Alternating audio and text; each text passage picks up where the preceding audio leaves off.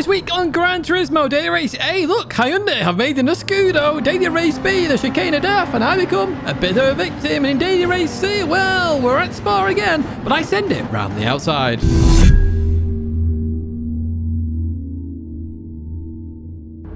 Hello everyone, and welcome back to the Gran Turismo Weekly Race Guide here in 2025, week 18. And in the background, you can see we're in a Hyundai, or Hyundai, however you would like to pronounce it. That's actually the Ioniq 5N, and we're at the Watkins Glen short circuit. We're doing 6 laps. It's a good start with a false start check on sport soft tyres. And this thing, oh, it's a weighty boy. It really is indeed.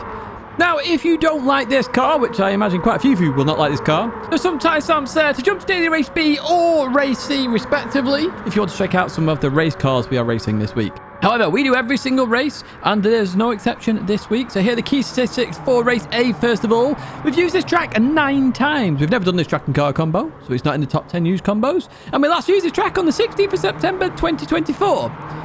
In terms of issues for this combo, huge weight transfer issues in this car. Honestly, literally, the thing flings itself without even really turning. And there's no real overtaking spots because it's such a fast-flowing circuit, although it is a circuit I do like. Without further ado then, let's jump into this race and let's have a look at all the crashes, incidents, and anything else that happens in this race, including a Hyundai Escudo. Right, here we are at the start then, and if you look, Shadow has made the Hyundai Escudo with the massive wang on it. Have you seen the size of it? Now, first off, you do not need traction control for this one. Do hold the handbrake. I'm actually holding the overtake as well at the same time here as I get ready to go. Make sure you do map the overtake button for this one. I think it does help a tiny bit here. Not insanely, but a little bit of help. Doesn't, you know, doesn't half help you in the race, should I say.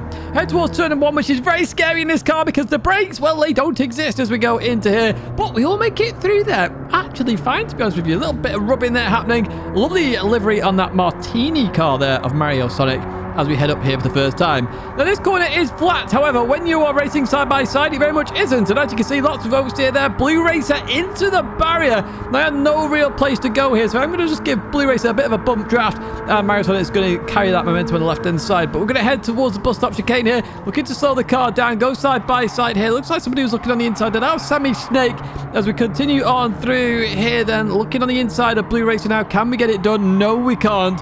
As we continue through this long right-hander, even longer now because it is the short circuit, of course. As we continue on out of here, then side by side, Blue Racer up ahead there. I'm in the slipstream of Blue Racer, Shadow in that Escudo. I love that. I love the massive wang on the back of that thing.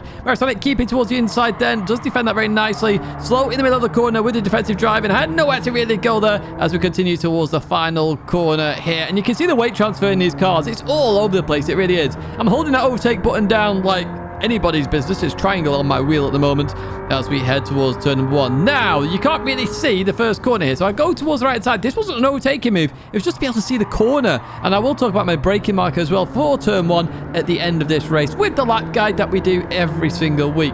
Now, you may have seen somebody off in the distance there at turn 1. We'll have a cut at that one in the bloopers, which is at the end of the video. As we go through here, we get it slightly wrong. I had to lift off a lot there. And as we go through here, there's a big old crash on the left-hand side. The Escudo's gone. Huggy's gone. And German Kiwi as well. So 3 positions for us. Sammy Snake follows me through there as we head towards the bus stop chicane then, looking to slow this car down. And it's here where that weight transfer really has an impact. Look at this. I have to fling it everywhere. Blue Racer all over the place. Everybody's everywhere. The whole car just shifts. Now, Gran Turismo, very much known for the extreme weight transfer. When you have a heavy car like an electric car where there's tons of batteries, the weight transfer is even more extreme than normal. It just flings itself absolutely everywhere. Even so, we're having quite a good race here. I'd argue this is probably one of the better races you would see this week at Daily Race A, whereas a lot of people are going to be crashing and just having huge weight transfer. Also, the server, you may have noticed there, was being a bit iffy as Mario Sonic was perfectly fine on the inside, then suddenly bashed me off. But that wasn't Mario Sonic. That was the server pushing him into me and then putting him back again. We'll confirm that in the bloopers, but I very much felt that straight away. So, very unfortunate side-by-side incident there. Was once again, we head towards turn 1. German Kiwi send it down the inside there. Is German Kiwi going to get it stopped?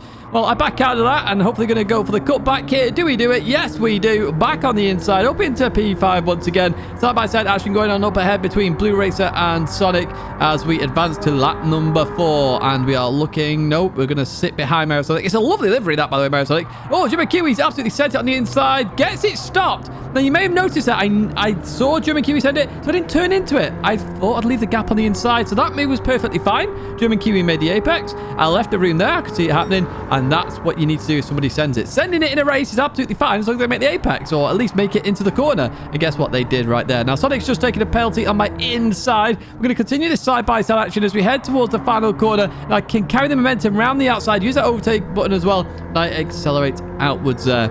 We advance towards the final lap then as we go into the bus stop chicane. Get very close to that barrier. Marisonic just got it wrong going into there then. Now to continue on out of here, I'm going for that inside line if I can. Marisonic defends that very nicely. I'm looking to get on the inside. Oh, it's so close. There's just enough of a size gap there. As we continue on through here, the Escudo is back in my rear view mirror as well as we head towards the final couple of corners then. Marisonic staying on that left-hand side. There you see the surface still having a bit of issue there as we go into this final couple of corners. Marisonic there, a little bit of a wiggle. We go towards the left-hand side then, looking to slow the car down. I was going for a cutback. That was my attempt at least. Here we go then. We're going to go for the run towards the line. Blue Racing was in the barrier there. And here it is. It's a drag race in electric cars to the line. It's so close. How close is it? It's 0.02 of a second there. So that was a fun race for me, but I don't think it's one of the greatest races Gran Turismo I've ever done. So that is the score. And you can see all the score details down in a pinned comment.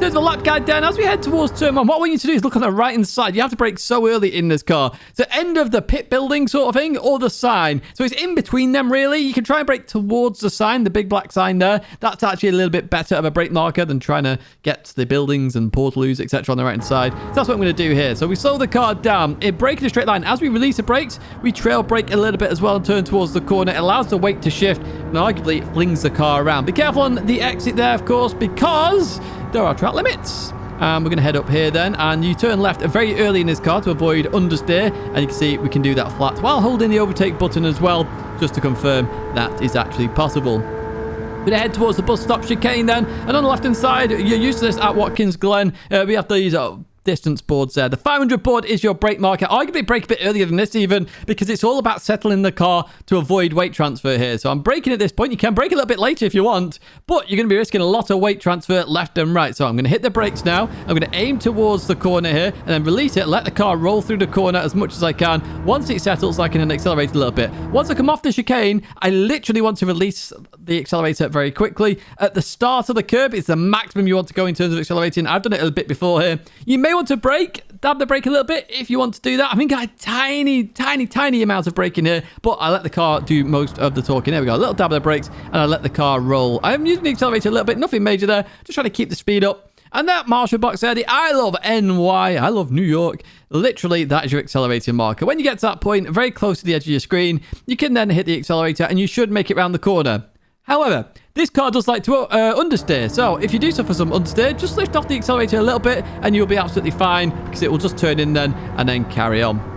Going to head towards the penultimate corner then, and what we're looking for here is none of the distance markers. It's far too late to look at the distance markers, so you can look at the left hand side. I haven't marked it out, but the barrier opens up. Alternatively, on the right here, you got a piece of tarmac there. The very end of that is a brake marker, and you do have to brake early for this corner. You're carrying so much speed. Look at that, 149 miles an hour here in this Ioniq. So as we brake, we're going to release the brakes, turn in, clip the curb, start to accelerate. Once you get round over towards the left hand side here, brake earlier than you think here. So the end of the tarmac on the right is the perfect brake marker. You can still use the tire wall on the left hand side that I've highlighted there, but it's a little bit later than you want. So brake earlier, let the car settle, turn in, and then you can accelerate through the corner. You really want to carry speed through the corner here rather than trying to be last of the late brakers. So here we go, overtake button, press, accelerate out the corner. I look for 110 there where the grass starts as we head towards the line. You can follow this lap on the leaderboards. It's a 113.3. There are some 112s on there already if you want to follow those ghosts, but you know, my ghost is there available to you if you want to follow it.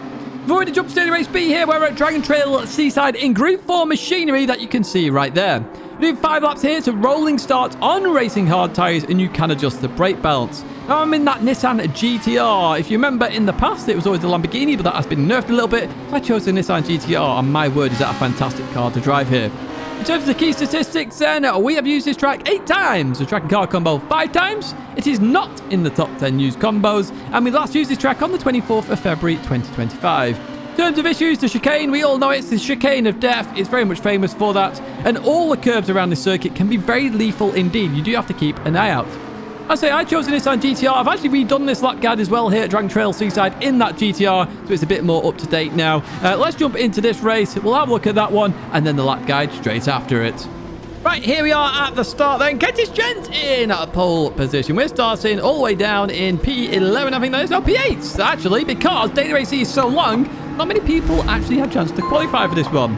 Now, if you're enjoying this video, as always, give it a like, subscribe to the channel to stay in touch with all the latest content. Mario chose a BMW M4. I've not seen that car in a little while, so nice to see a different car in Group 4. We're going to head towards turn 1, though, hard on the brakes here with the rolling start. We've already got a crash up ahead. Big crash into the barrier there by the Italian. We'll have a look at that one in the bloopers and yeah, find out exactly what happened with them. But we're up in position already here in this race. Now, this race is all about slipstream and trying to make sure you only battle when you need to make sure you stay in the fight for the race victory, which we can see the leader just in the distance here. Going through the S's and looking to maintain position here with Mario Sonic, and then maybe look down into Cruise Corner, aptly named by Lady Tidge here as we continue on down there. A lot of you have asked how Lady Tidge is doing. She's doing very well. In terms of comments, I'm trying to catch up with comments as well, so just keep an eye out if you have left a comment and you did ask a question. I will be catching up with you in due course. We've also got a week off again coming up, so by that point, we should be fine. Anyway, we bump draft Mario Sonic there on the exit as they got a little bit sideways. And we head to the chicane for the first time of asking here through the right, left. There we go.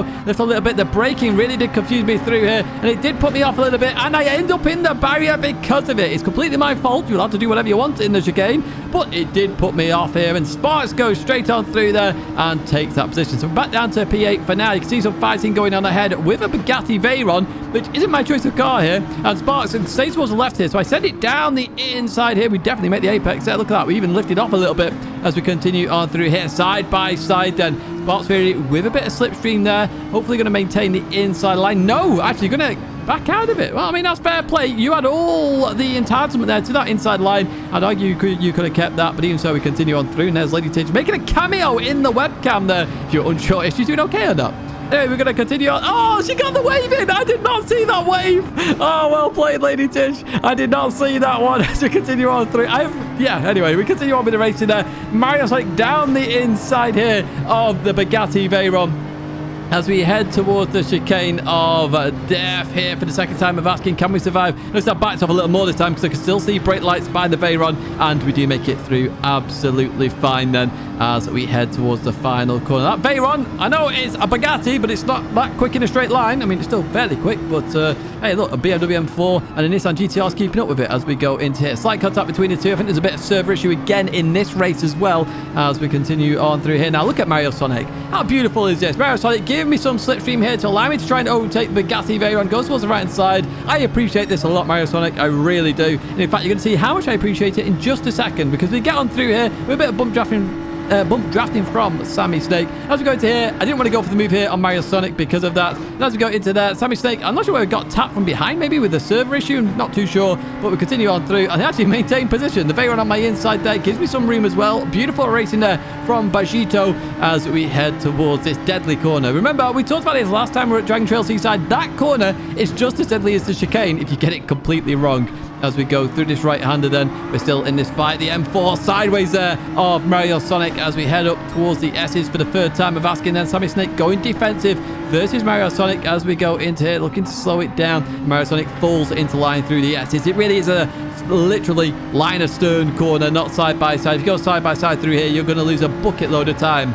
We continue on through here then. Sparks very, very close to my rear exhaust there as well. And Sammy Snake goes defensive. So I go towards the outside line there. Look at the radar then. 3 arrows plus my own as we go into here on the outside of Sammy Snake. We continue on through that slight tap, nothing major. But now we're 3 wide, going back to 2 wide, back to 3 wide here. And Spark Fury has just gained, what's that, 3 positions in one corner. What a move that is because they were behind me, they're ahead of me, and I gained 2. So talk about a move and a half there from Sparks.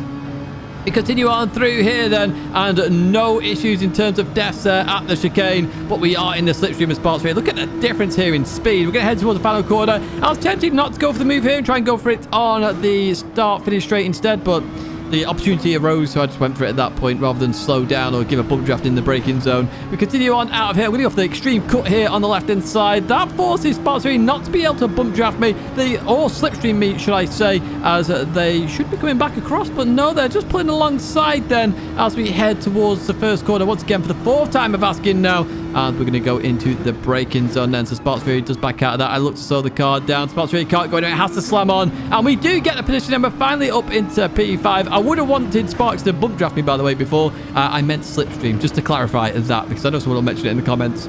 Lap number 5 then, the final lap. Nothing much happened there in terms of the race. I did get the fastest lap at the very end there. I went for it on that fastest lap, and you may soon have gone for it in terms of the leaderboard as well. I'm currently ranked 1 in the world. Happy days indeed. That didn't take too long, and I'm going to show you exactly what to do in just a second. That is the score for this particular race. If you want all the details down below, you're probably going, Tidge, it's the same scores as last week. It's just weird how that's ended up. Anyway, you can see my brake belts in the right side, plus 5 here in that Nissan GTR. And look at my lap on my previous lap. That was the world record, 44.8. We're about to go even quicker. So as you head towards turn 1, here's how you do it. On the left-hand side, we have orange painted barrier. As it switches from a tyre wall to an Armco, that is my brake marker for this left-hander. Don't brake any later than this, because otherwise you're going to go way too deep and not carry a lot of speed.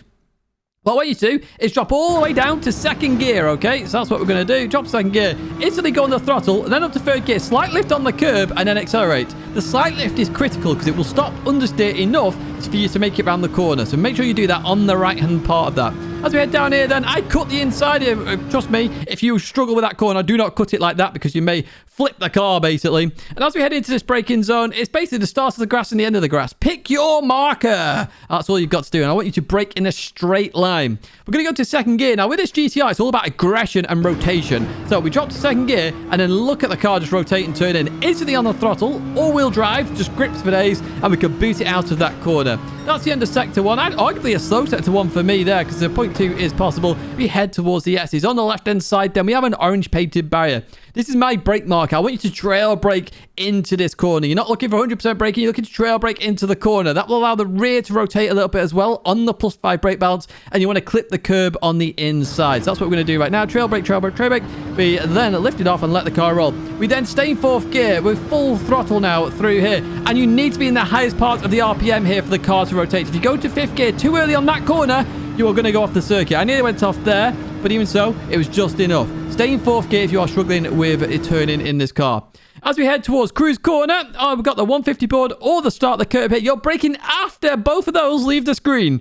Okay, you can brake very late in the Nissan GTR. If you're in a different car, you may have to brake a bit earlier. In the GTR, just slam on the anchors once they leave the screen. You're going to go to 2nd gear again, and hopefully you get rotation as you get to the curb there. Instantly on the throttle. Look how quick we went on throttle there. This car just gripped, and we continue on now towards the chicane here. We are still down on our previous lap, believe it or not. And as we go through here, I'm going to do something insane. I'm going to do this flat out. Now, I'd advise you don't do this flat out and do a slight lift. I just went for it on this lap. I thought, you know what? I've already got the world record. Let's go for it. And that is why we're going to have a faster lap here. I went for it. You can do it flat out. There's proof in the pudding. It's very difficult, though. So do a slight lift and you will make it absolutely fine. Now, in terms of the last corner then, at the end of the cliff on the left-hand side is your brake marker. Alternatively, you can use the 100 board as a bit of a distance marker. I want you to point towards the corner a little bit, though, when you do go into this corner. Because if you brake in a straight line, you're going to be out wide and off the racing line, no grip. So point towards the corner a little bit, as I do there. I start to release the brakes. I'm in 2nd gear. I then go up to 3rd quite early there, because otherwise I'll hit the limiter, and we accelerate. Now, don't have to cut like this, because it's very risky in terms of bouncing off the curb. But if you want to try and get the maximum out of the lap, do that as we head towards line 44.779, top of the world at this moment in time, and you can follow that lap on the leaderboard as well. We jump to Daily Race C then, where we're in that BMW M6 endurance model, and we're at Spa, if you can't already tell, as we go through Eau Rouge and Radion. 10 laps here at Spa, Rolling Star, Racing Soft and Hard Tyre, both are required, ×2 fuel, ×5 tyre wear, and of course we're in Group 3 because we are in that M6 GT3 endurance model. So any GT or any Group 3 car you want to pick, you can go for it. We've used this track 16 times. Track and car combo 11. This is the 12th time of asking. By the way, that's the previous times. This is the most used combo in Gran Turismo daily race history. It was last used on the 10th of February, this circuit. The rolling start is an issue once again. Believe it or not, we've been here that many times. We still haven't fixed it. How ironic. And the tyre differences, the big differences here between the soft and the hard tyres. So you really do have to take that into consideration when you're catching up to cars or racing other people.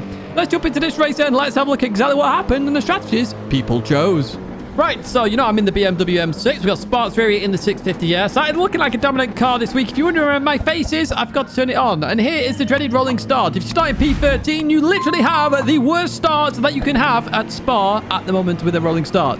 You may say I use traction control there just in case. And I'm using the racing hard tyre here because we've got to use both compounds. And I'm starting towards the back of the pack, so I could really do with saving those softs for later on in the race. But we continue up Eau Rouge and Radion then, and look in that rear view mirror, we have a McLaren 650S of Sammy Snake catching me up here. That McLaren, very quick in a straight line, much quicker than this BMW. However, the BMW in the corner is amazing. So I really wanted to try and stay ahead of Sammy Snake here as we got to this corner. However, Sammy Snake just goes a little bit deep in that McLaren, and that allows me to try and go around the outside. Beautiful rejoin there, actually, from Sammy to recover that. It was really nicely done, actually, as we continue on through here. But I'm ahead, and I can try and pull away as quick as I can from Sammy Snake. We already catch up to Shelty then in a Toyota Supra, which now is not that good anymore for reasons I don't know why. But look at it. Somebody's got in the pits. Lap number 1, the Greek driver.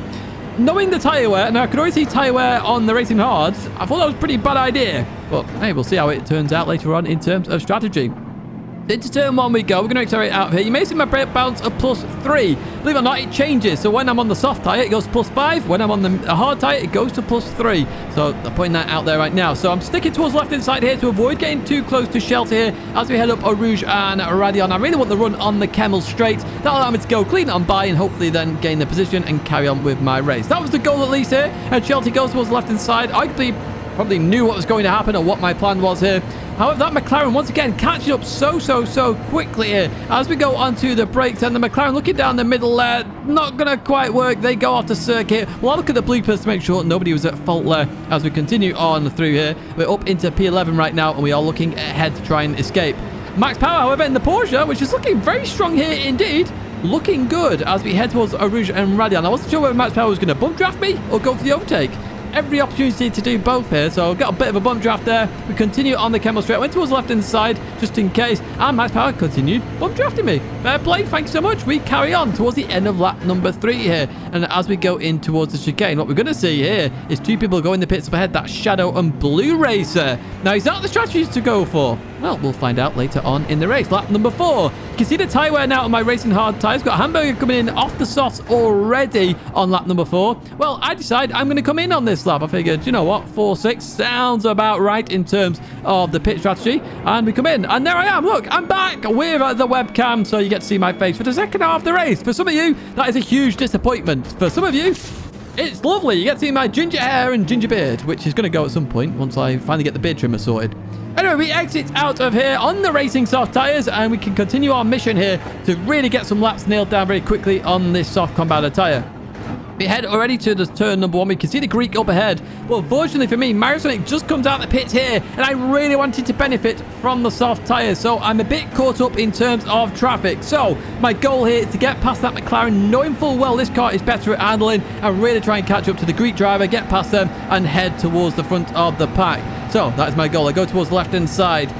It was just a bad decision. It was the wrong decision there. I should have bump drafted Mario Sonic a little bit more here and maybe gone for it in the braking zone. See here, the McLaren there has the speed over the BMW, so I can't really do much then. We go into the braking zone here. Mario Sonic defends that beautifully, nails it, and it's going to cost me so much because this is the lap I have to use the soft tyres. This is the lap I really have to maximize it. And I'm stuck in traffic. I'm stuck in traffic with a Greek driver up ahead who's been out for quite a while on those soft tyres. Knowing full well, my soft tyres are already worn quite heavily already. Theirs must be absolutely ancient. And you can see that falling back here very fast. So definitely not the strategy to pit on lap 1. We can see that quite clearly here. And as we continue on through, I can see that as well. So I'm going to go towards the left-hand side. I'm going to bump draft Mario Sonic to here to try and get past the Greek driver and make sure we don't lose that much time to everybody else. And that's what we do here. The Greek driver doesn't defend that too much either, which is understandable. Knowing full well that strategy now is pretty much over in terms of this race. We do get a good run here on Mario Sonic. So we go towards the left-hand side. Should I have gone for this? I'm not too sure. It's good fun racing at this moment in time. So I'm going to try around the outside there. A bit of contact, nothing major, just racing as we continue on through here then. And we do get the place. We're up into P11. Now, some of the pit stoppers from earlier on, Blue Racer, Shadow, they're up ahead. So you can see softs, they basically get one good lap. And I, unfortunately, have been in racing in that lap. So it has cost me some time here where I should be in the 217s. That Italian who pitted on the same lap as me, I'm in the 219s on my fast lap. A stick towards the right side then. You can see Marisonic come in here then, going for the move. Going to have the overrun here quite easily. The better way to overtake a car. And Marisonic is going to get ahead here in towards Lakecombe we go. So I'm into P10. Marisonic, of course, has gone into P9. Max Power, the critical one here, pitted at the end of the last lap. So Max Power is going to have plenty of tyres in this one. That was on my mind. I was like, okay, I want to stay ahead of Max Power. Let's see if this strategy works. Blue Racer, Shadow up ahead then. I think they are looking to slow down. So Marisonic there, knowing full well Marisonic's on softer compounded tyre, and arguably is going to have a better end to this race. I just bump drafted that point. There is no point. Sorry, it's not Shadow, it's Villa in the Porsche 911 as we go through this left-hander. Now, Villa started on softs, now on the harder compounded tyre, and you're seeing the big tyre differences here. This is still worn soft. I'm going to try around the outside. Look at this, ascending a half round the outside. Do we get it stopped? Yes, we do. A 3 wide there at one point. As we go into this left-hander, we've got no downforce. We can hardly turn there, and we did sort of ride on Villa a little bit. I will check that in the bloopers. I was a bit unsure whether that was my fault or not. I don't think it was. I didn't at the time, but we'll check in the bloopers to confirm as we head towards turn number 1 there. Marisonic's gained another place there from Blue Racer. So you can see there, the lap you pit is so critical in this race. There is some strategy there because you have to avoid traffic, and you can see where traffic has a real big impact. The soft tyres, depending on the car, will last arguably at the moment looking like 4 laps, maybe even 3 laps, but we'll see how we go towards the end of this race. Blue Racer then falling back now. Remember, Blue Racer pitted a lap earlier than me, so struggling here in that AMG GT as we continue on through the right, then the left, looking to get past as quick as we can here if possible. So Blue Racer stays towards the right hand side, going to go hard on the brakes, going to go for a cutback here if it can work out. No, it can't. This Blue Racer gets a really good exit there actually as we go into the fast right here and head towards Blanchimont. Oh, nearly off into the very slippy stuff there, Blue Racer. But we are now in the slipstream right now. I think someone's got a penalty in the distance as well. That looks like a BMW as we continue towards Blanchimont we go. It's the afterlift here. I didn't really want to go for the move into here. I wanted to go for the move in towards the chicane. So I go towards the left-hand side here. This is prepping the move. So I think, oh, Blue Racer's going to go towards the left end, and then I can go down the right side because Blue Racer's already made that one move into the braking zone. And we get a place. So that is how you can pull that move off if you want to try it yourself in a daily race. Brown Banana in the pits then on the soft combat tyre. I can only assume that is the second pit stop here. As we go to lap number 9, there's Hamburger who pitted at the end of lap 4 from the soft onto the harder compounded tyre, and it goes a bit deep there into the chicane. And look at my tyre wear, by the way, as we go towards the final lap. You can see there, the BMW just struggles. Any car will struggle, actually, going slow speed around those corners. As we go into the final lap then, this is a worn soft versus very much 6 laps on hard. Let's see which one is better as we head towards turn number 1. Looking down the inside, not going to quite work here. Look at my rear view, by the way. That is Max Power making a return in this race as we continue on out of here then. We are now in the slipstream of the BMW. Max Power so close as well. So I'm attacking and defending at the same time here on this final lap at Spa.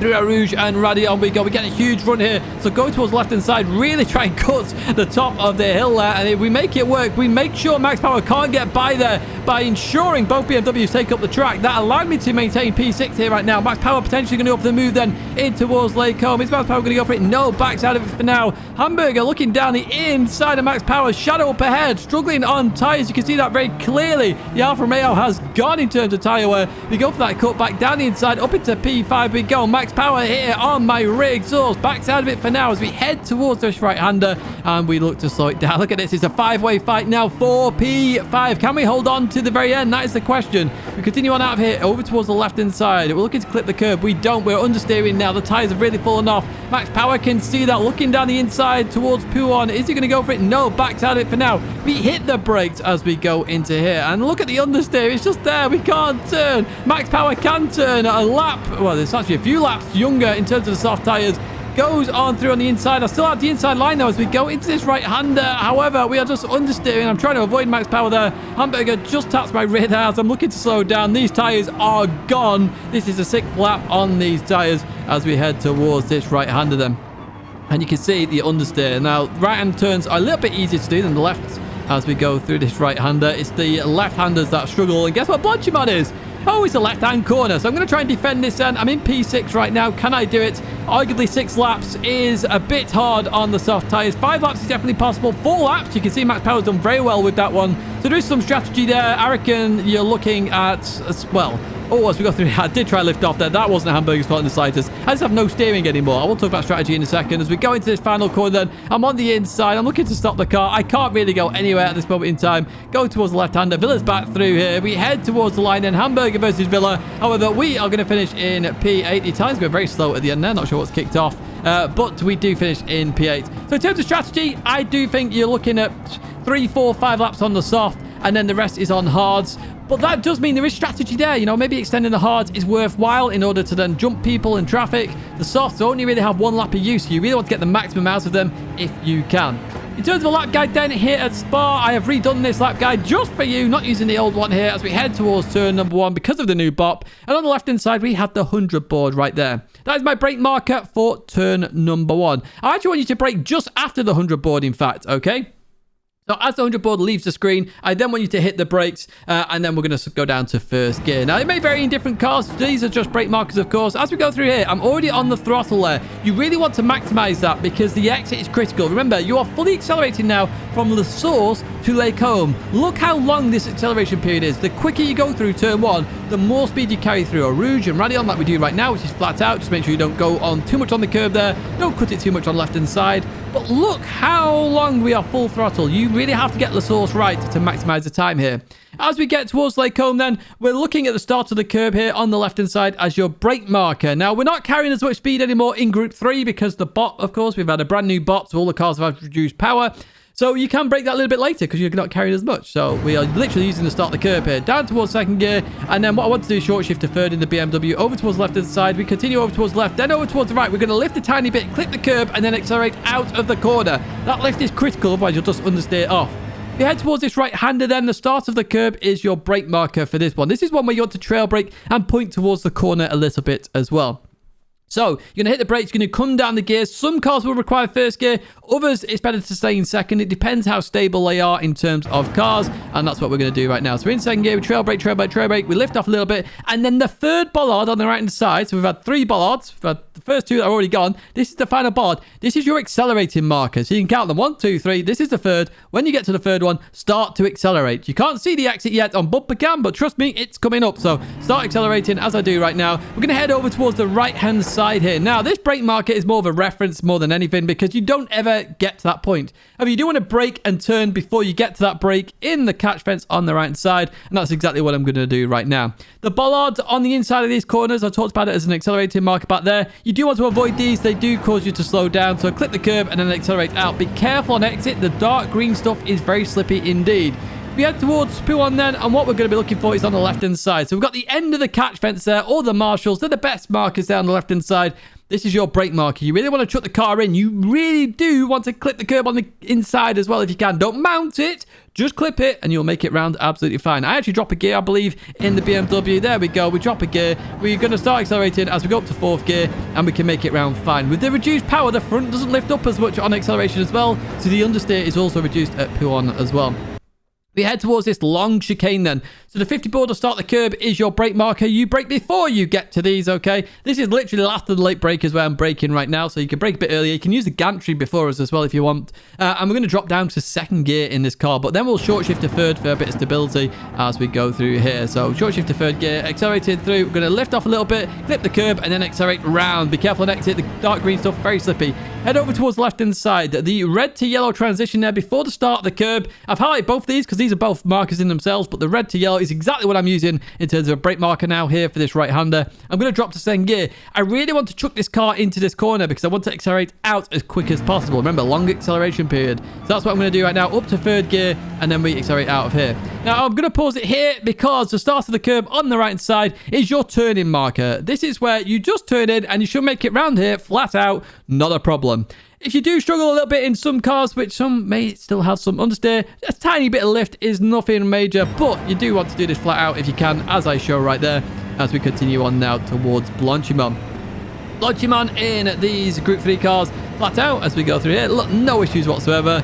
Even in the race behind somebody, there's no real issues. We head towards the final corner then at the chicane, and on the right side we have this billboard right there. It's way past the 150 board now. The end of the billboard is your brake marker. You can see I'm still accelerating right now. I'm literally about to hit the brakes. this very moment, I'm about to hit the brakes. And what we're going to do, we're going to brake in a straight line towards the chicane. As we get closer towards the chicane, we'll start to release the brakes as we go down to first gear and then turn in. Clip the curb, accelerate a little bit, then lift off. Clip the curb and then accelerate out of the corner. Middle of the chicane, you may find a dab of the brakes helps you rotate a little bit. But we head towards the line. That's a 16.389, and you can follow that lap on the leaderboard as well. What we're going to do now is jump to some bloopers then. So we head towards lap number 2, daily race 8 here. This is Kiwi on the inside of Alessandro as we go into here. So Sonic there, unfortunately, gets a small tag. You see the weight transfer there. The smaller tags send Sonic a mile here, but Sonic manages to come back on very nicely. Good sportsman-like return to the circuit there as we continue on up here. And you can see the overtake button being used as well. The slight tag behind there, that forces some overtake on Kiwi. And then there's a bit of a tag there. Huggy's just got on the inside. I think it all just got a bit messy. I don't think that any of that was intentional. It's just a racing incident. But we'll have a look from Shadow's perspective in this Hyundai scooter. Look at the size of this wing, man. It's crazy. And as we go through here, you can see there, Huggy's trying to actually get off Kiwi there, just due to the way the weight transfer is. He's just stuck on them, basically. And that is the end of that one. So here is the incident between me and Mario Sonic. So as we go into here, look at this, absolutely fine. And there's just a tiny bit of movement in the server, and it forces me way off wide. Nothing major there. It's just a racing incident once again, and no fault to anybody. What we will do now is jump to the next incident, which is in daily race base. This is the Italian who we saw absolutely bin it into turn 1 here. Oh, the ticket void in action. Oh, fair play to you, my friend there. That is awesome stuff. Takes void in action, hits the barrier, and then continues on out. That is awesome sportsmanship there from Leo. Well played to you and the PRT team. We go on board Max Power. Of course, we've got some deaths at the chicane. So through here we go. What's Max Power going to do? Oh, just rides the curb a bit wrong there, and then a tag from behind and goes for a spin. And Max Power doing 360s. What's not normal? This is very much normal for Max Power.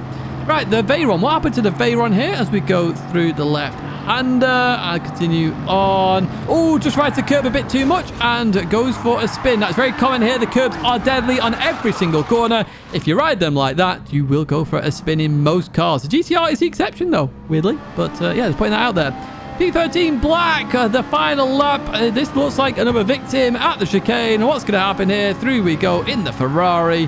Oh, a bit wide there. Oh, I think he tried to take a void in action there. Just rode the curb a bit too much and into the barrier. Daily Race C then. What happened here? So I was on the inside, Shelty on the outside.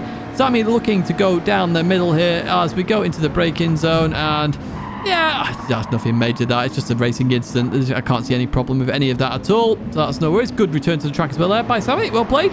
We continue to lap number 7. So what happened here? This is me again. So there's Mario Sonic going. Mario Sonic goes to the inside. I go to the outside of this as we head into here. Everyone gave each other space. This is awesome. As we go into this left-hander and oh yeah, it's nothing bad there. You can see the struggle of turning. So nothing major there at all. Great racing with Villa. And Villa got the position back at the end as well. That is it for this video, though. I do hope you have enjoyed it. If you did, give it a like, subscribe to the channel, check out those 2 videos there, and do check out my partners down below. You can use code Tidgney and check out with GT Amiga. A big thank you, as always, for watching, and I hope to see you in another video or live stream again very soon.